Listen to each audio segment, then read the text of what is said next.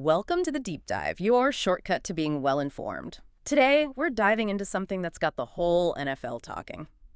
The Detroit Lions. After that absolutely historic 2024 season, going from, the usual underdog story to a real NFC powerhouse, the big question everyone's asking is, what's 2025 going to look like? So our mission today, a full preview of the Lions' upcoming season. We've gathered info from all over to give you the clearest picture, especially looking at can they keep going with huge coordinator changes, some major roster shifts, and honestly, a really brutal schedule ahead. It really was remarkable what they pulled off last year. Just astounding. A 15-2 record in 2024. Think about that. Top seed in the NFC. First time ever for the Lions. And they weren't just winning games, they were smashing records. Most wins, that 11-game win streak. Scoring over 33 points a game, a plus 222 point differential. Wow. Dominant is the word. That offense was firing on all cylinders. Number one in points, second in yards. And the defense, well, early on at least, they looked great too, right? Seventh in scoring defense. But then the injuries hit that side of the ball hard. That changes the story quite a bit, doesn't it? Oh, massively. Those injuries were just devastating for the defense. And despite that amazing regular season, it ended, in disappointment. Losing that first playoff game, only the second 15-win team ever to do that after the 2011 Packers, falling 45-31 to the Commanders. And the injury luck difference you mentioned, it was night and day. Defense loses huge pieces like Hutchinson, Elaine McNeil, a tremendous loss, as one source put it, while the offense, spectacularly healthy. Right. Their top guys missed, 10 games combined? So you have to ask, was that offensive health just lucky? Or is there something more to it? And how does that impact their thinking for 2025? Yeah. Especially with the defense still dealing with injuries. Yeah, exactly. So riding that high, and then boom, the brain drain everyone kind of feared. Losing both your coordinators right after that kind of season, that's a massive blow. How big a deal is this really? And what's the immediate challenge for Dan Campbell? It's a huge deal. Ben Johnson, the OC, everyone called brilliant, he's off to coach the Bears. And Aaron Glenn, the DC, he's now head coach of the Jets. And to make it worse, Glenn took Tanner Engstrand with him, the guy then he thought might replace Johnson. So the new guys. John Morton steps in as offensive coordinator. He was Denver's passing game coordinator, but he was with the Lions back in 22 as a senior assistant, so there's some familiarity there. And on defense, they promoted Kelvin Shepard, the linebackers coach. He's been with the team for a bit. This is his 5th season. But the challenge isn't just their resumes. It's can they build that same trust, get that same level of game planning and adjustment that Johnson and Glenn delivered. It's a massive unknown. It can really define the season. A huge unknown for sure. But is there maybe a silver lining? Morton knowing the building, Shepard being an internal promotion. And thinking about the offense, there was another interesting coaching hire, wasn't there? Yes, absolutely. The new running backs coach, Tishard Choice, he's got a great track record, worked with Jahmyr Gibbs back at Georgia Tech and Bijan Robinson at Texas. The thinking is maybe he can unlock even more from Gibbs, who, let's remember, led the NFL with 20 touchdowns last year. If Gibbs gets even better, well, that definitely helps smooth the transition for Morton and the whole offense. Take some pressure off. Okay, but the coaching staff isn't the only area with big changes. The roster, especially up front, that's seen a major shakeup. Losing Frank Ragnow, a Pro Bowl center retiring at 29, that's seismic. He was the heart of that O-line. Absolutely devastating loss. And then veteran guard Kevin Zeitler leaves in free agency too. So the whole interior, the engine of their run game and pass pro, it's basically been gutted. This isn't just uncertainty.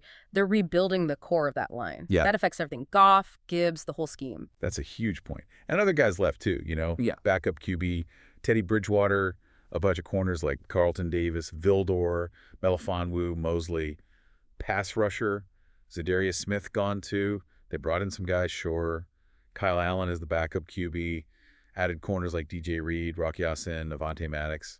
But yeah, those interior O-line losses, those are the ones that really jump out. And then the draft class. This is interesting. The commentary around their strategy, particularly that first pick, number 28, defensive tackle Tyleik Williams. One source called him a reach, but obviously they felt they needed depth there after the injuries. They need bodies on the D-line. Then in the second round, pick 57, guard Tate Ratledge from Georgia.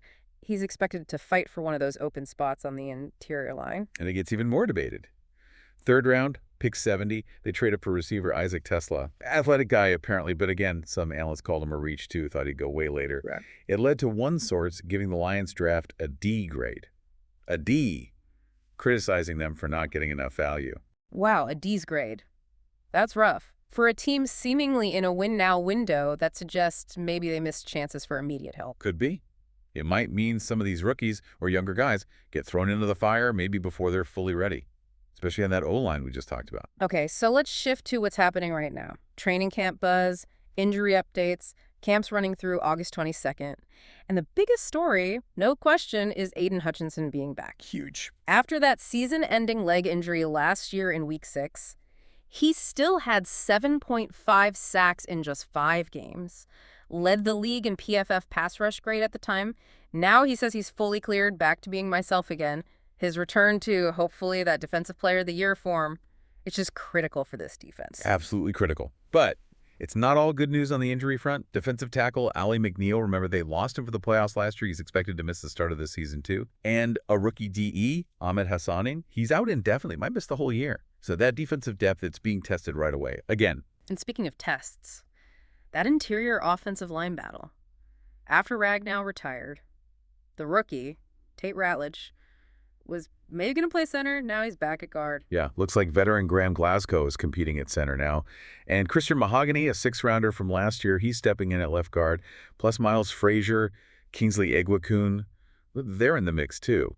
It could be, like one source said, an uber-young interior line. Uber young. That raises some big questions, right, about protecting Goff, about getting the run game going. What do you make of that potential instability? It's definitely a major challenge. This offense leans on that line dominance. If they can't get that push or keep Goff clean, the whole identity changes. Then you've got Terrion Arnold, the corner they drafted in the 1st round last year. He's looking for a big step up. Had some flashes as a rookie, 9 pass breakups. Also led the league, or tied for it, with 7 DPIs. Yikes. Oof, yeah, I need to clean that up. He even switched his number from 0 to 6. Trying for a fresh start, maybe? Could be. His development is really key for that secondary. They need him and the new guys to gel quickly. And then there's the guy under center, Jared Goff. Still some scrutiny there, right? Especially after the playoff game, 3 picks, lost fumble.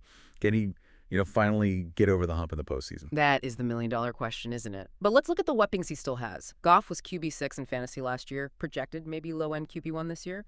Set a career high in yards per attempt, 8.5. Really good play-action passer, 7th in the league by PFF grade there. He's shown he's at least an above-average starter when he has the right pieces around him.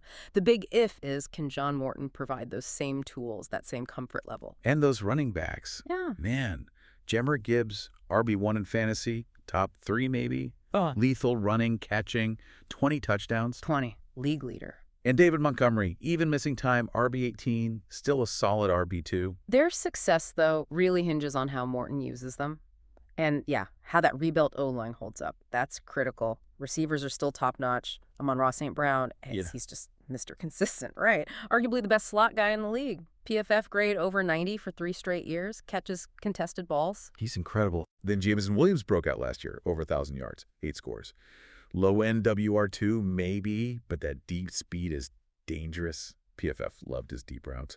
And the new OC, Morton, has apparently been praising him. So maybe.